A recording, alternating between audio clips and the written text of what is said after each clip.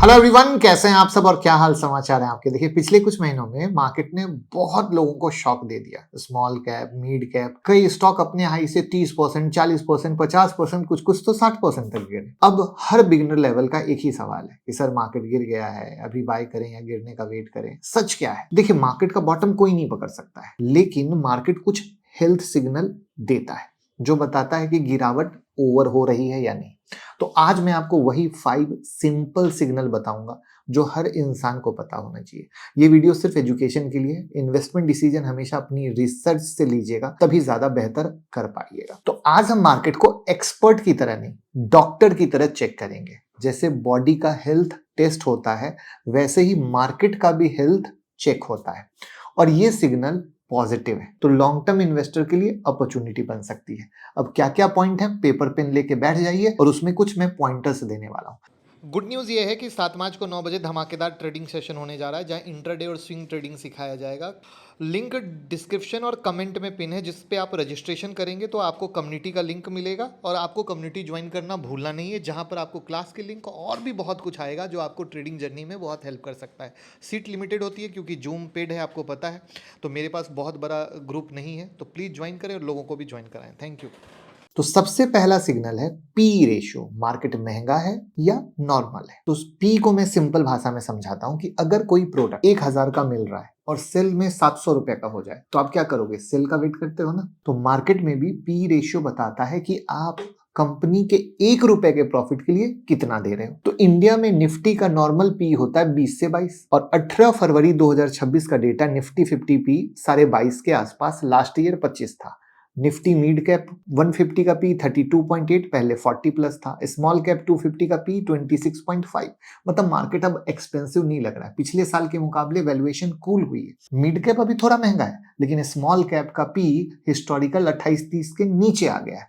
इसका मतलब market bubble mode में नहीं है, एंट्री लेवल बनाने की कोशिश में लगा है। दूसरा होता है PB ratio, price to book ratio. इसको ऐसे समझो कि अगर किसी कंपनी के एसेट 100 के हैं और स्टॉक 90 में मिल रहा है तो डिस्काउंट में मिल रहा है। Current Feb 2026 data, Nifty P 3.5, 10 year average के आसपास। मिड कैप पीबी 5.1, थोड़ा सा elevated. Small cap PB 3.4, attractive zone में। साथ ही एक और इंडिकेटर है Buffett indicator, market cap to GDP, वो 129% है। पहले ये लेवल 150% तक चला गया था। मतलब मार्केट की एक्स्ट्रा ओवर वैल्यूएशन निकल चुकी है, वैल्यूएशन कहीं ना कहीं नॉर्मल हो रहा है। लॉन्ग टर्म इन्वेस्टर के लिए हेल्दी सिचुएशन है। आई होप आप पेपर में लिख रहे होंगे। और ऐसा ही फंडामेंटल एनालिसिस एकदम आसान भाषा में सीखना है ना, तो आप हमारी फंडामेंटल एनालिसिस की क्लास भी ज्वाइन कर सकते हो। 9708094321 पे कॉल करके, बिल्कुल ऐसे ही बच्चों की तरह सिखाते हैं। तीसरा है dividend yield, hidden value signal देता है।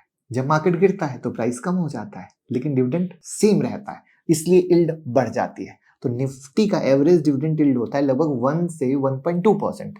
अब करंट डेटा, निफ्टी का डिविडेंड यील्ड है 1.2%, मिड एंड स्मॉल कैप का 0.8 से 0.9। इसका मतलब स्ट्रॉन्गर कंपनी अब थोड़ी बेटर वैल्यूएशन पर मिल रही है और ये साइलेंट सिग्नल होता है कि मार्केट में वैल्यू आ रही है। चौथा है अर्निंग ग्रोथ।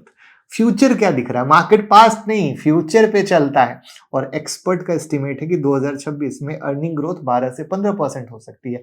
क्यों? तो ग्रोथ ड्राइवर है बैंकिंग सेक्टर स्ट्रांग, ऑटो की डिमांड सही है, पावर इंफ्रा ग्रोथ है, सरकार का कैपेक्स है, राइट। और इंडिया की जीडीपी ग्रोथ एक्सपेक्टेड 6.8 से 7.2% है। मतलब अगर अर्निंग बढ़ेगी तो लॉन्ग टर्म में मार्केट भी ऊपर जाएगा। तो करेक्शन के बाद एंट्री का लॉजिक यहीं पर स्ट्रांग होता है। अब सेक्शन 5 आता है, इकोनॉमी और सेंटीमेंट का। अब फियर जोन या अपॉर्चुनिटी, राइट। मार्केट बॉटम कब बनाता है? जब लोग डरते हैं। तो अभी एफआईआई ने दबा के माल बेचा, न्यूज निगेटिव, लेकिन रियलिटी क्या है? डीआईआई ने महीने में 7 to 8 बिलियन डॉलर का इन्वेस्ट किया, इन्फ्लेशन 5% है, आरबीआई रेट कट करके पूरा सपोर्ट कर रहा है। तो हिस्ट्री क्या बोलती है? जब डर का माहौल बहुत ऊपर हो तब लॉन्ग टर्म अपॉर्चुनिटी बनती है।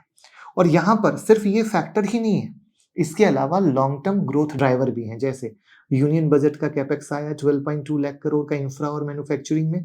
इंडिया ईयू की डील हुई, इंडिया यूएस की डील हुई, रिन्यूएबल एनर्जी इन्वेस्टमेंट की कहानी है, डिफेंस स्पेंडिंग की कहानी है। ये सब मिलकर mid cap small cap company के ग्रोथ को सपोर्ट करते हैं।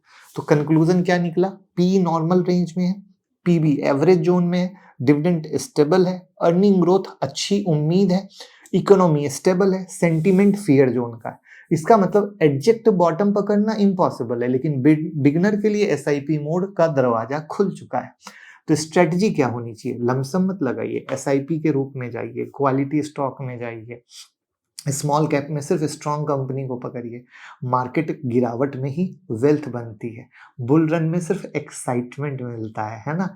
तो आप क्या अभी बाइंग शुरू कर रहे हैं एसआईपी की या नहीं? और वीडियो अच्छी लगी हो तो लोगों के साथ शेयर करके डीमेट अकाउंट, क्रिप्टो में अकाउंट और म्यूचुअल फंड में इन्वेस्ट करके हमें बिल्कुल सपोर्ट कीजिए। अगर आपको हमारी वीडियो से सीखने मिलता है तो लिंक डिस्क्रिप्शन में है। साथ में हमारा मोबाइल ऐप डाउनलोड कर लीजिए, जहां आईपीओ की न्यूज, स्टॉक मार्केट की न्यूज और फ्री लर्निंग वीडियो बहुत कुछ मिलती है। हमारी टीम लगातार काम कर रही है, तो ऐप को डाउनलोड करें और वीडियो को शेयर करके प्यार दें। Thank you.